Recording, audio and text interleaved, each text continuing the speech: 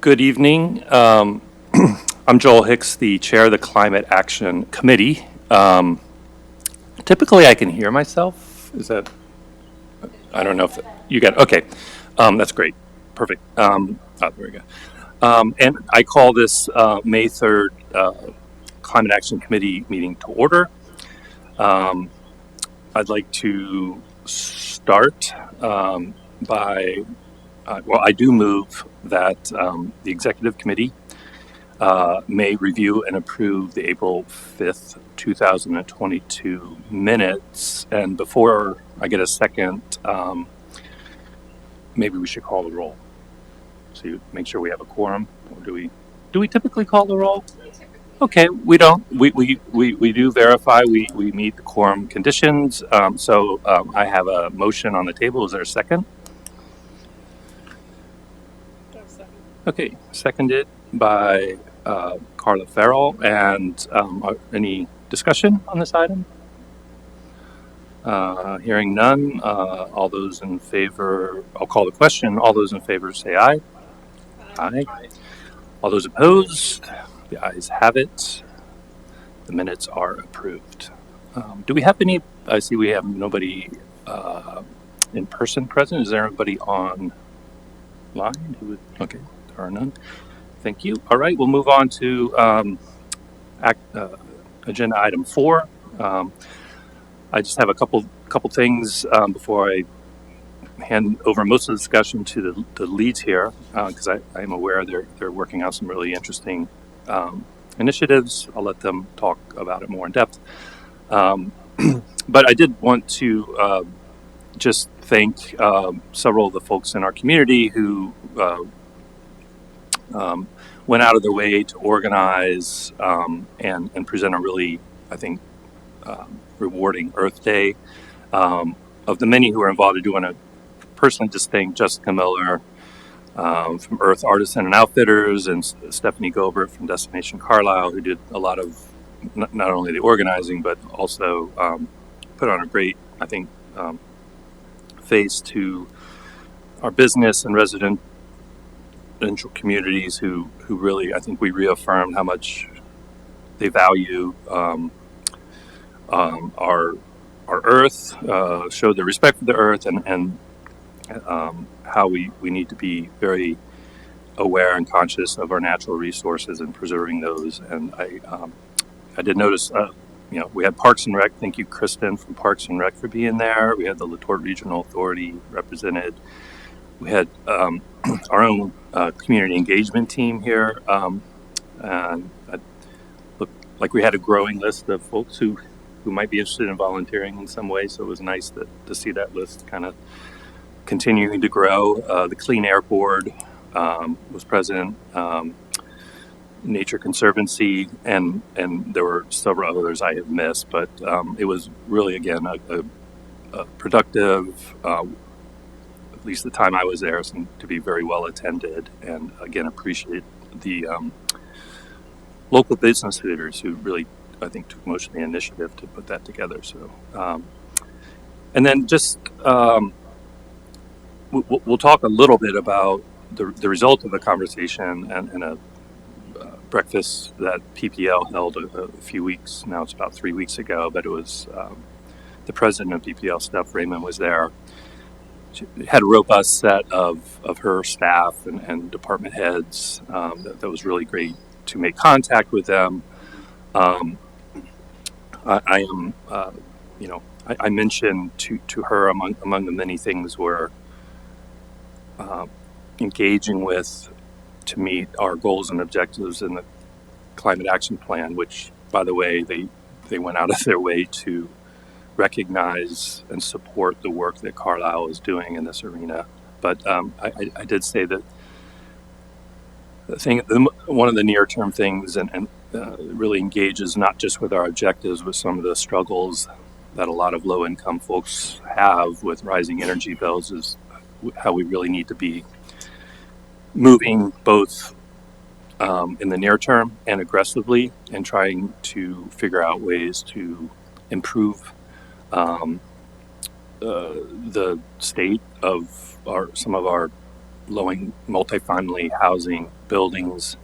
Um, there's a natural, uh,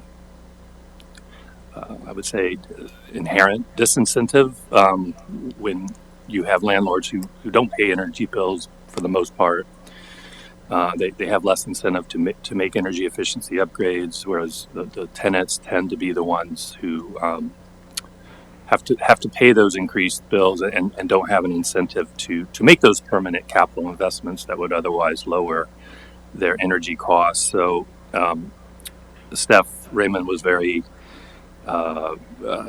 resonated with that and said she thought that was a great place to start, and they wanted to be strong partners with us in doing what I'd like to see evolve as a more coordinated, organized approach to addressing this issue that again I think it goes beyond meeting our objectives.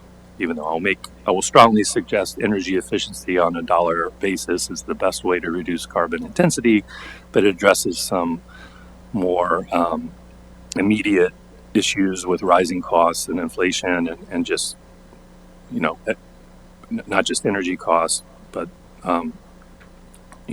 ability to pay their own mortgage. So obviously, the less the tenants have to pay on energy, the more they have available to pay their I would say their rental fee, their monthly rental fee. So I think there's a lot of win-win potential here in getting a program going, and I'll let Carla talk a little bit more about that when we get to her task force update. So that was a really productive breakfast. It sort of reinforced PPL's support to our work. I look forward to continuing that relationship.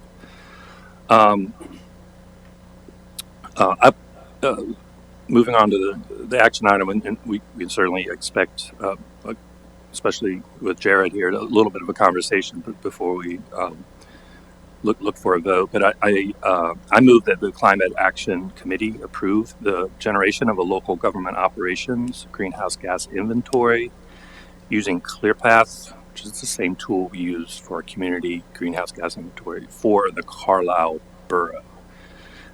Is there a second? I'll second it. Thank you. Seconded by Mitch Shiles.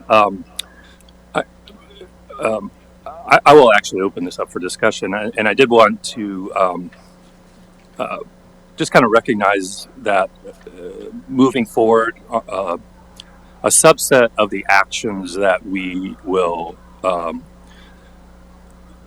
approve and recommend for council approval will need to go through the steering committee that has been established to make sure that any action that we take that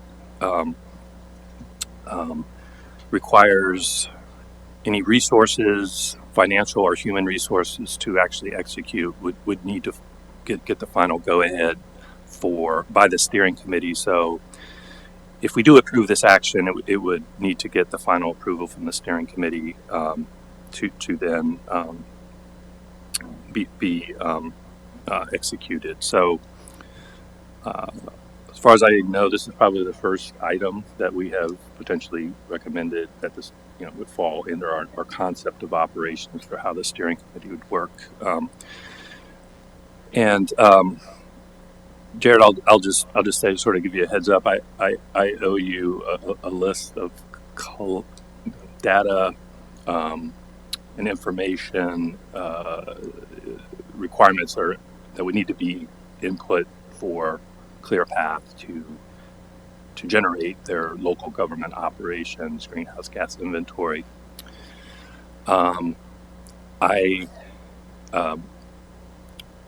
My guess is that probably 70 to 80% of that data is easily found, and in fact, I may have some of it already. I just completed a local government operations greenhouse gas for the city of Manassas, and so the templates that I asked their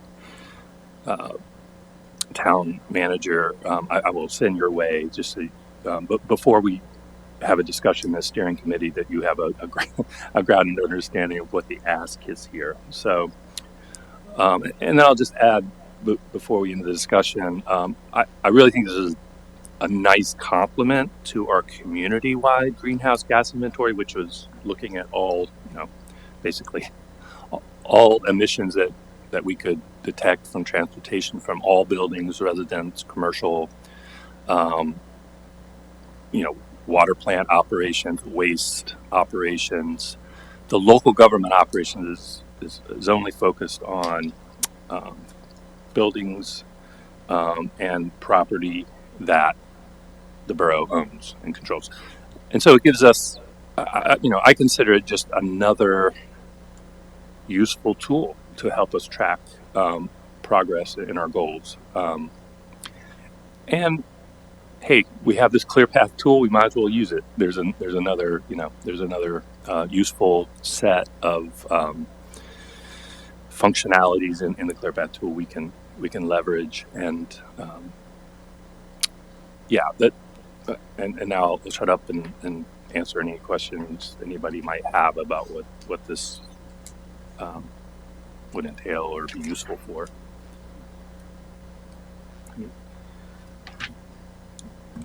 Do we have a sense of how frequently we would be updating Yeah. our greenhouse gas inventory? Yeah. In our ConOps, yes, we do have a sense. I had suggested in our ConOps with the steering committee that our goal would be to update the greenhouse gas inventory between intervals of 3 to 5 years. ICLEI, who produces the tool, actually highly recommends you don't do one every year, because a lot of there can be noise in a lot of your activities that may not reflect actual good policy, that may not show up for a couple of years. So their idea window is about 3 years for kind of the most intensely monitored areas. So I think that'll be what we go. And I would probably recommend we synchronize the two inventories moving forward. So again, since I believe council has supported the license of ClearPath, which is a very, very modest cost to have the tool at our disposal, I don't anticipate there being an issue in renewing the license on an annual basis. I'm guessing here. I think it's around $250 a year, and they prorate it based on the size of your municipality. So you benefit from being smaller, and in terms of the sizes of most cities that use the tool, we are definitely on the small side. So we're about the cheapest license you can get. So yeah, any other discussion or questions? How what is an element of data? Let's say residential, and is then information about a typical residence in Pennsylvania, or and so on and so on. And then the follow-on question is, 3 years later, how does that get updated for residential or some element? That's a great question, and I know you're kind of coming on board now. The residential consumption data is in. There are two types of greenhouse gas inventories in accordance with the protocol we're using. We use the internationally recognized Cities Global Protocol, which has two types of inventories. It has what's called a community inventory, which captures everything in a community, both private and public sector. It has a local government operations inventory, which is exactly what it sounds like. It's only public sector emissions. To answer your question specifically, the residential information comes exclusively from data we get from PPL on the electricity side and UGI on the natural gas side. They provide that upon request. They will continue to. They seem comfortable with doing that, but that's how we, for residential, those are the two primary. Those are actually the two inputs we use and will continue to use to measure. Yeah. So And those are not, those are factual inputs. so yeah. Interesting. We don't want to get too off the rails here, but no, actually, we have a very precise understanding of kilowatt hours and BTUs, respectively. What we don't get that's relevant is two things. We don't see changes in square footage, like how is the build, how many people have added to, so it will be more of a load. We wouldn't get that insight. And also the formulas that ClearPath uses to equate kilowatt hours to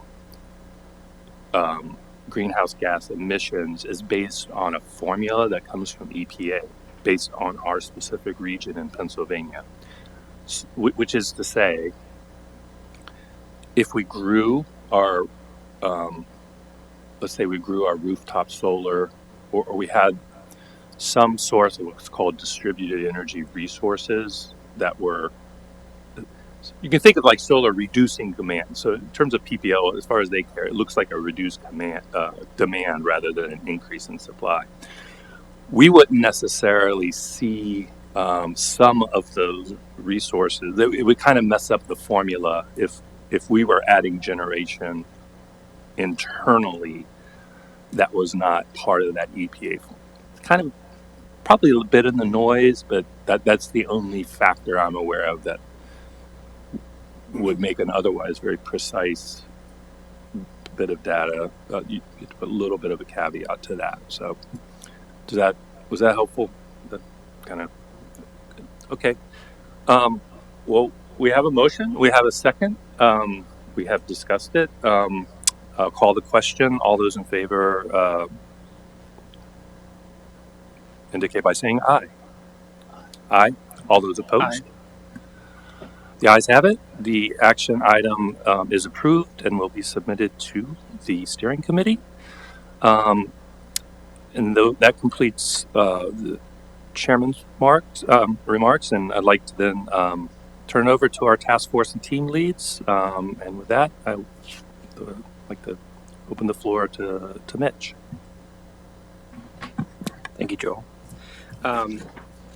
So currently, community engagement, we're in the process of trying to organize focus groups. Our first formal one will be June 20th at the Professional Educational and Empowerment Center. That's at the cross street of Pitt and I believe Penn in Carlisle.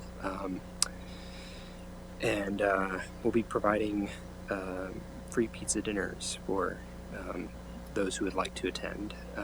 So I'm still putting together a poster for that. We also have some workshops coming up. I'm really excited about the e-bike one. We also have one. So these will all be run by Hans Pfister, who's a physics professor at Dickinson College. And he will be doing one on solar air heaters, e-bikes, and then a phase change passive heating module that all kind of constructed at home, very kind of DIY. I'm super excited about the e-bike workshop myself. And I also forgot to mention last meeting that the grant we received will also be conducting another round of mini grants for small businesses and community organizations. So, and we'll be allocating $3,000 for that. So, I think that's pretty much everything that we're working on right now, and just developing a new survey. But Okay. yeah, other than that, And just so I have it, the June 20th, you call them focus group, or what's the kind of formal name you're calling those? just a focus group. Okay. So it's just we're doing that to interact with residents. We're trying to specifically work on residential actions, but just sort of kind of get us to get the community to have their chance to offer input. And so actually I would kind of put that question to the other team leads. If there's any questions or information that would be useful in developing actions or in sort of any sort of information you want to glean from the community, let me know as soon as you can, so we can sort of try to develop questions and the focus groups around those questions. So that's great. It would be helpful for me. I'm not sure we have another place to capture some of these dates and events. Can we use the team site to put that down so that we can then have a chance to, Stephanie will know where to find the latest and greatest information on the exactly. You've made a lot of progress on the topics and locations. So if we can use the team's site to just as we're developing these, we can direct Stephanie to really use the social media to get the word out. So yeah, absolutely. We can. I'll send the flyers and then I can post the any of the notes we get from the focus groups on the team site. That's great, and I think it might be, because it's such a nice sort of curated and thoughtful series.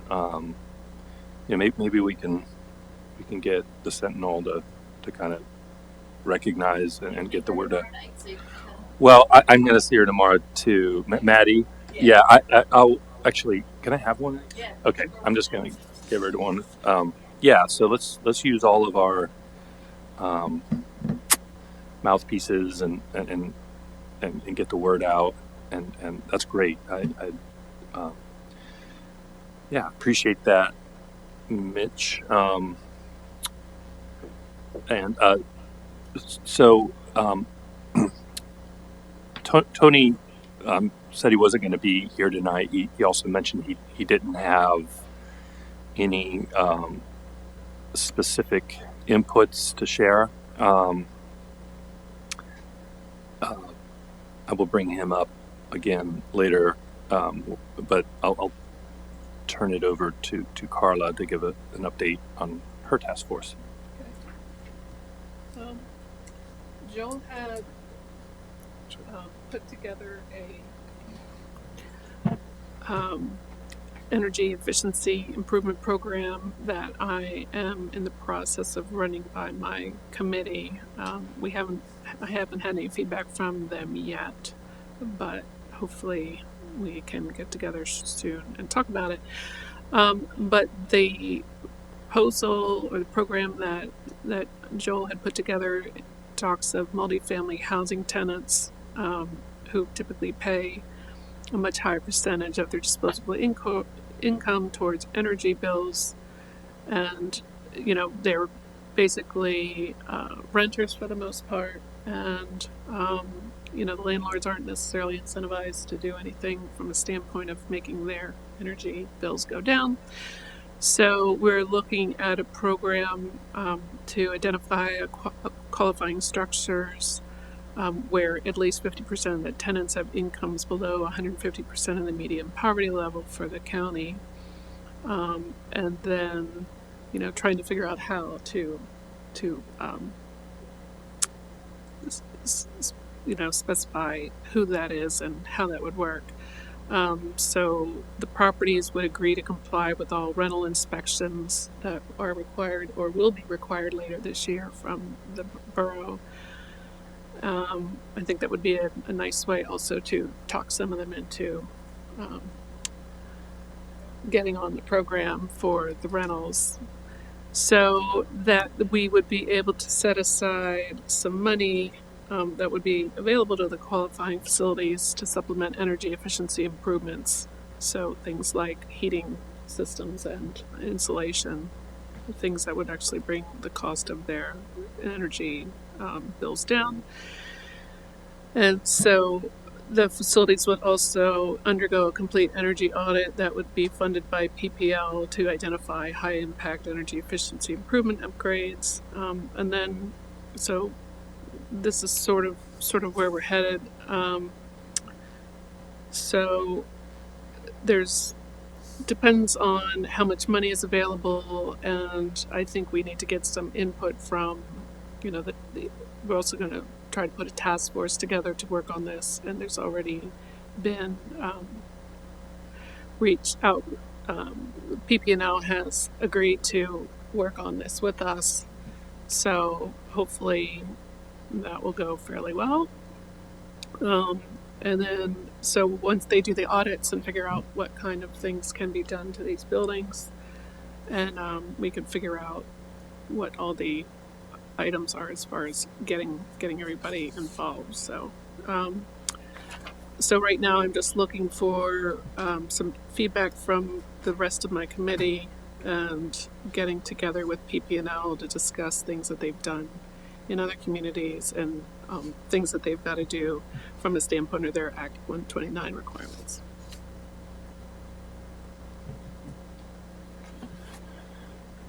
Yeah, thanks, Carla. Can we ask questions then? Sure. I guess one of the things I noticed, at least on the draft that I have, they mentioned, and this might not be something that we have an answer to yet, but it had mentioned rooftop solar in the possible upgrades. Mm-hmm. And I guess I'm a little curious, as to who, since these are commercial buildings that are housing residents, I guess who would be if they were selling the power back to the grid, who would be obtaining the SRECs for those installations? Good. And if we don't know that yet, that's fine. Great question. 2 points for Mitch. That's sort of a great observation. I'm glad you brought that up, and this is worth as we're mapping our deep dive projects, and this is an interesting situation that we just need to, from a goal perspective, we need to keep in mind. So the information we get from multifamily housing actually comes under commercial because they're on, but they're residents. So I am comfortable using this as part of one of our deep dives, even though the information we get reported back in terms of consumption falls under commercial. It's actually commercial for residential consumption. So just to kind of circle the square there on how we're the assessment numbers we're going to get back from PPL and potentially UGI are actually going to come under commercial numbers, even though we're trying to help residents. So, but great question. And I think it's actually like I mentioned earlier, rooftop solar is a distributed energy resource. So in terms of how we collect the data, it actually comes back as, instead of, we don't have to worry about the fact that it looks like you're reducing consumption when you put localized rooftop solar on. So it's easy to track. That's why rooftop solar actually effectively acts as a, because if you're using all the energy you generate, it's you look at the net output when it comes to sort of determining. But the question you're asking actually we would want to talk about how the SRECs, obviously there are still investment tax credits that probably would accrue to the landlord as an incentive for installing. But in terms of recurring benefits, the sort of the market base for carbon credits, I think that's something, Carl, I think could be worthy of discussion.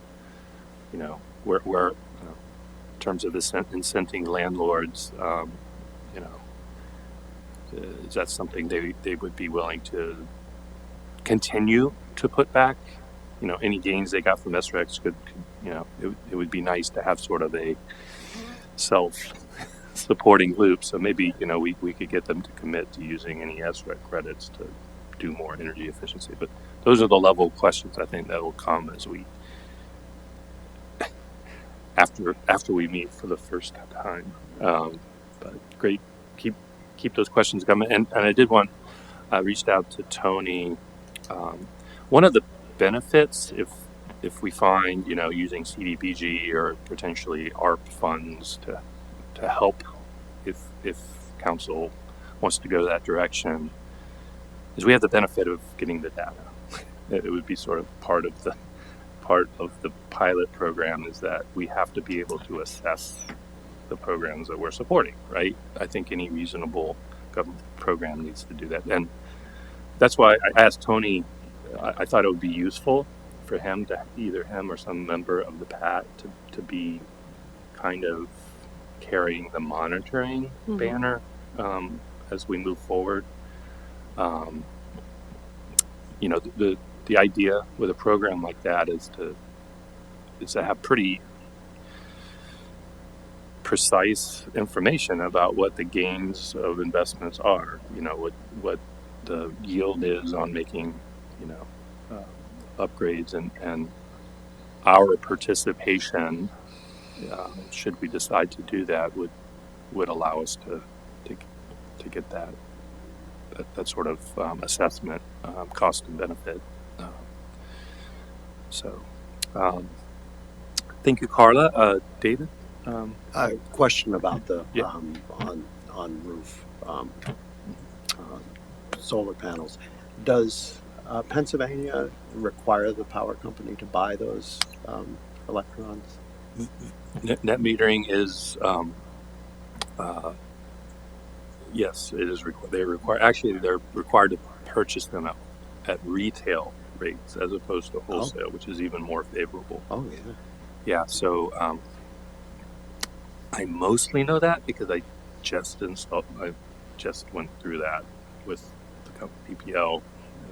That's So wondered if that had come up. Yeah. yeah, so net metering at retail rates is there are other restrictions. There's a limitation based on your historic usage that caps how much you can actually add. So there's a formula. So you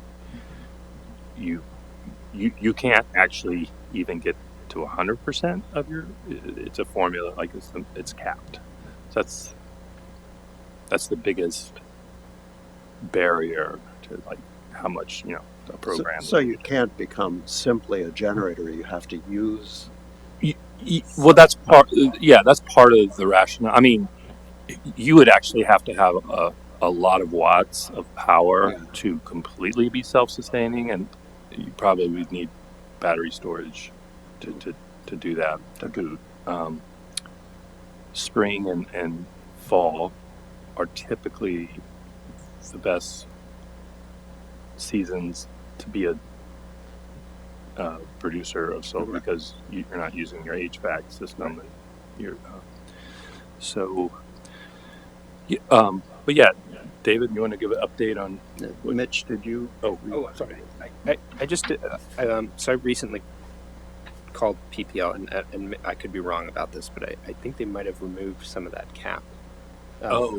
Like I think you can get whatever the building code limit is on your roof for putting solar panels on. I think those rules are constantly That's being why changed and I asked. upgraded. It's So I been mean, years since I look at your PUC page, and Yeah. and that's the only guaranteed way of knowing what the. And we're still, hopefully, we're still waiting for our community solar to be. There are several bills floating around legislature that would allow that type of provisioning.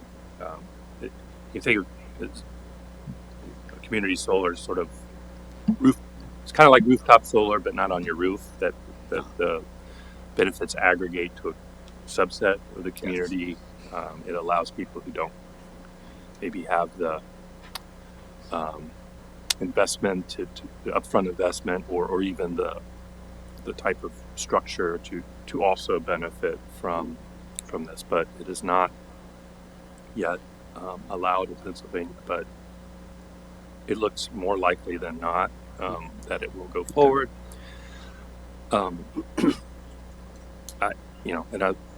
Since we're talking a little bit about regulatory stuff, pending a judicial review, the Reggie auction will begin in September. It has survived many attacks on its legal framework, but it is looking to put the first auctions for carbon credits this fall. So that's a we have little control over that other than writing letters, but that's going to be a major impact.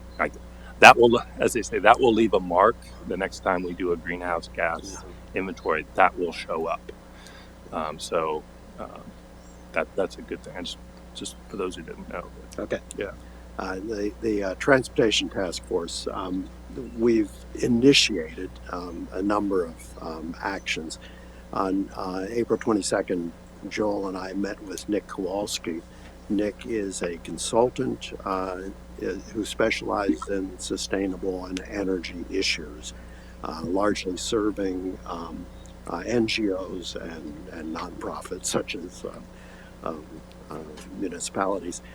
We talked at length about the infrastructure bill, which in the first year will provide Pennsylvania with $25 million available to be focused on what are called alternative fuel corridors.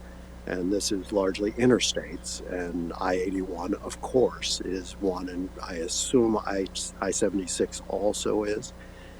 And the aim of the Pennsylvania infrastructure bill is to have 50-mile spacing of electric vehicle charging on these alternative fuel corridors before sending any of this infrastructure funding to other locations. PennDOT will be releasing a plan for public consumption soon, because the federal government is looking for September 30th, 2022 shovel-ready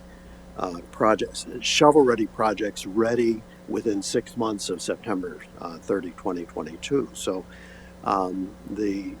this is quite an urgent matter that we will be pursuing. The EV charging stations, of course, have to be publicly available. They cannot be Tesla or other proprietary. Well, if they were Tesla, they'd have to serve other vehicles also. They cannot be proprietary. They need to be level 2. The charging stations that run at 15 to 3. Sorry. Yes, level 2 is the home system. 3 will charge at 15 to 30 minutes. Coming out of that is an interesting initiative involving a tract near Home Depot just on the south side of the Hanover Street interchange, where 7-Eleven is developing a fairly large fueling and convenience store complex. Susan Armstrong passed on the contacts that they have had with the attorney, with the law firm that's been serving the developer, and I will follow up on that and see if I can get to the developer to start talking about how the borough might help them if they do want to claim some of this federal money to put in EV stations at that site. I also met just moments ago on a video call with the task force, which consists of Jeff Bergston and with Rick Freeman. So far, it's the three of us, but we do seem to have a pretty decent coverage of the matter of transportation. Jeff and Rick are both in the transportation business. I'm a civil engineer myself, and my background is the water business, but being a civil engineer, I have a pretty decent understanding of transportation issues. So we talked about how to get together, introduced ourselves to one another, and agreed that we will meet as by emails, by team calls, and occasional in-person. It turns out that Jeff lives on Moreland, about 5 minutes from where I live. Rick lives at a distance in Fayetteville, but he's here in this building, and so we could occasionally set up meetings at 4:30 in the afternoon, and Rick then could meet with Jeff and me. So we're underway. And all three of us seem to be pretty fired up to get things done.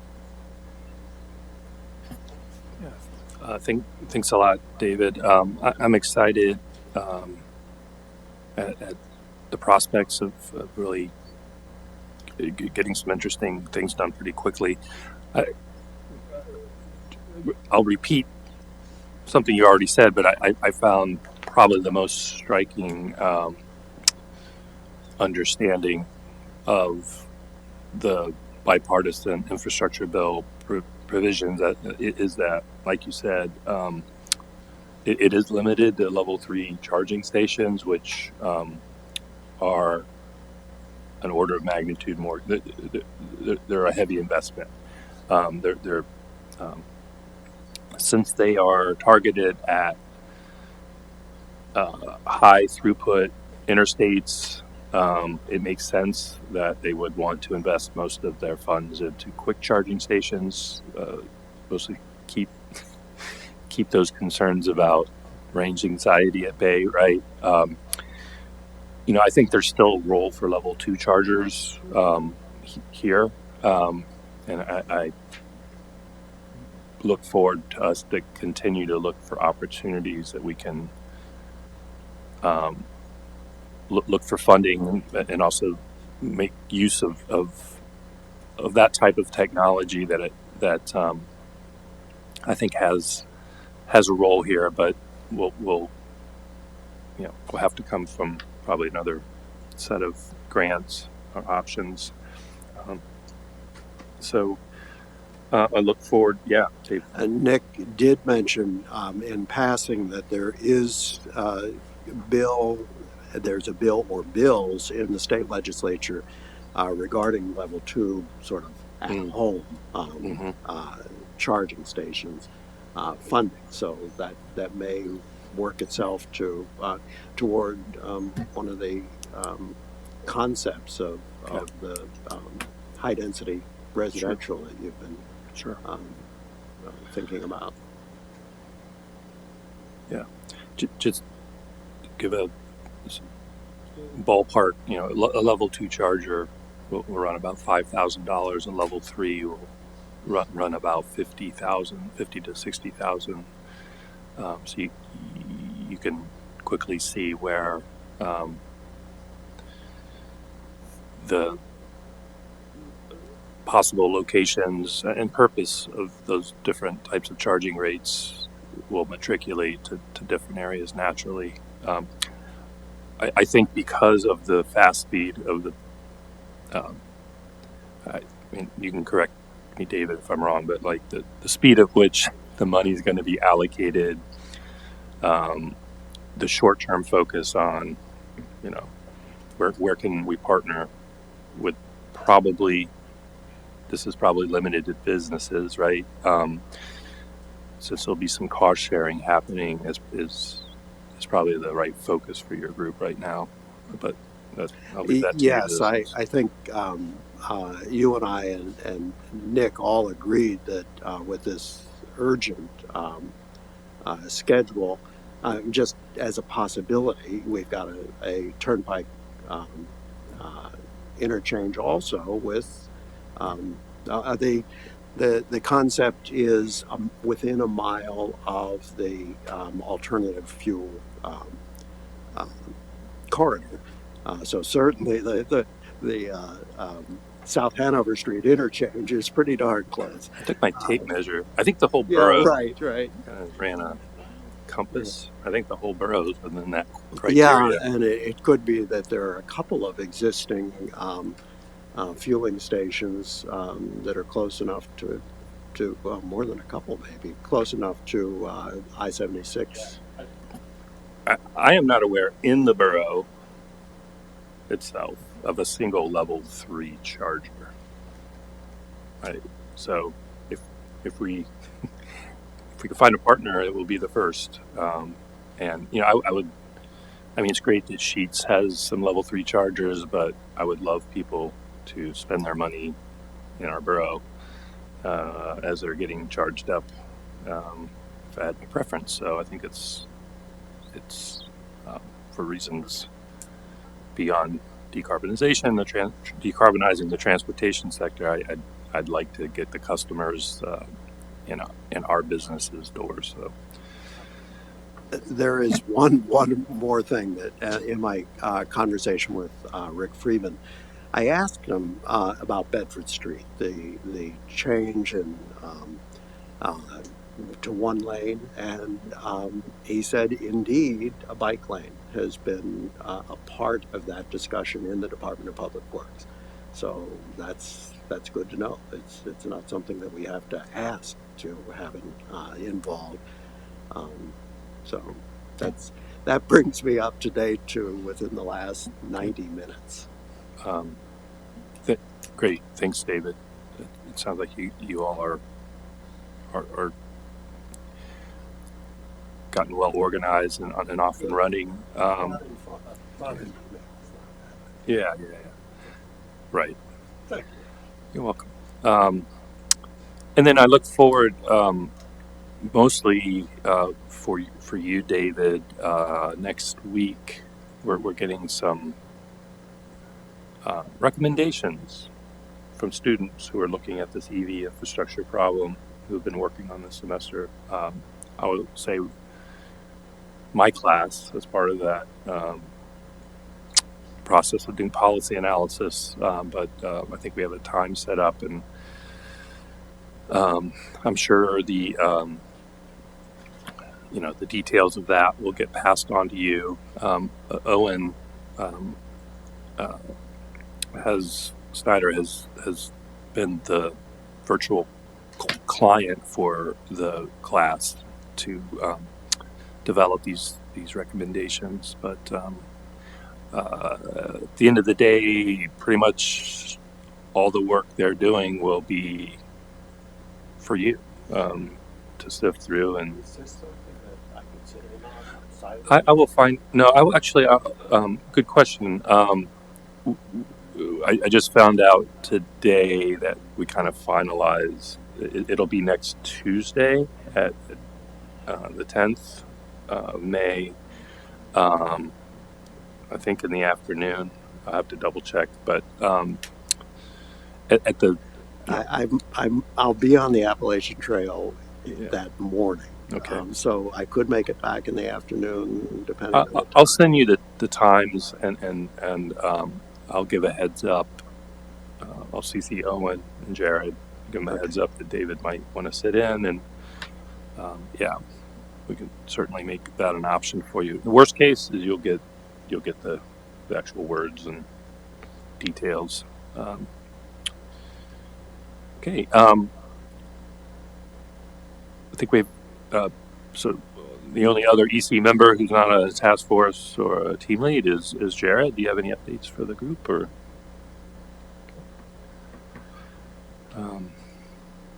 Okay. Let's see. I would encourage all of us to continue to.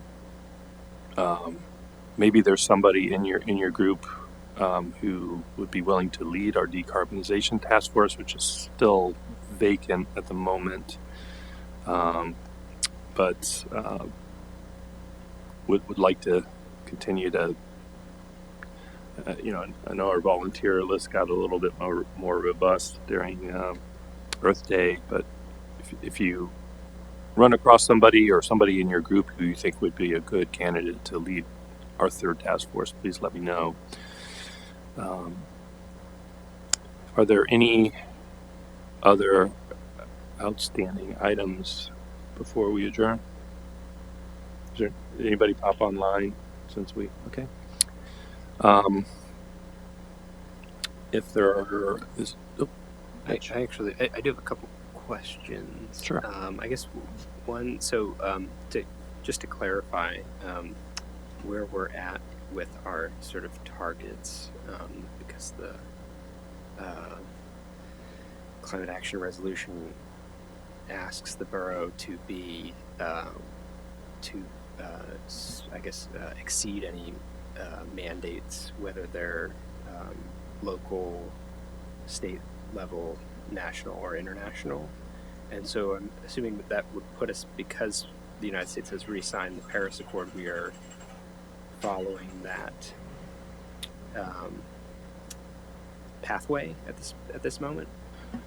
that's the specific numbers reflect both the Paris NDCs, nationally determined contributions, as well, which are consistent with Pennsylvania's.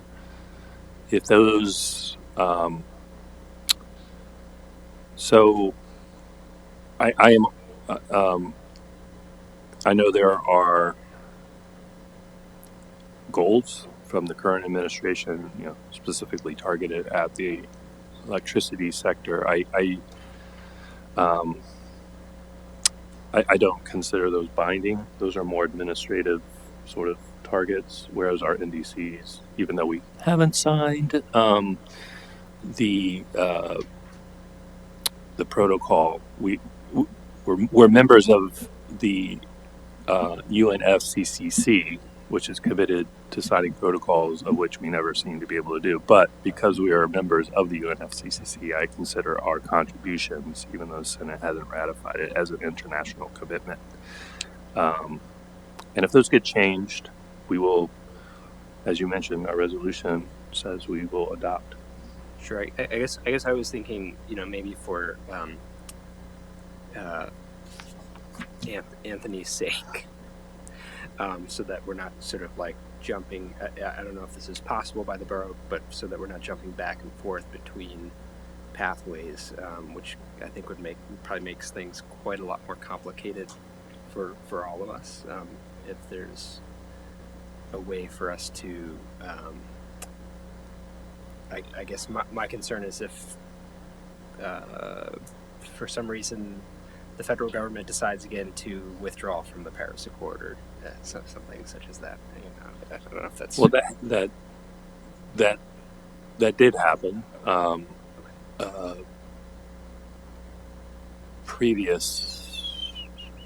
Actually, no, it happened while the resolution was passed, but we still fall back. It says state, federal, or international, and Governor Wolf did not retract his goal. So I think we have a safety. I mean, if all states and federal governments just abandon targets, then we can all go home because we're not going to meet our goals. But we will continue to do our part, at least meet or exceed, as you mentioned, those goals. And Tony's team is well situated to adjust and adapt if our targets get more aggressive. But our resolution is our resolution, and we'll continue to adapt as we need to.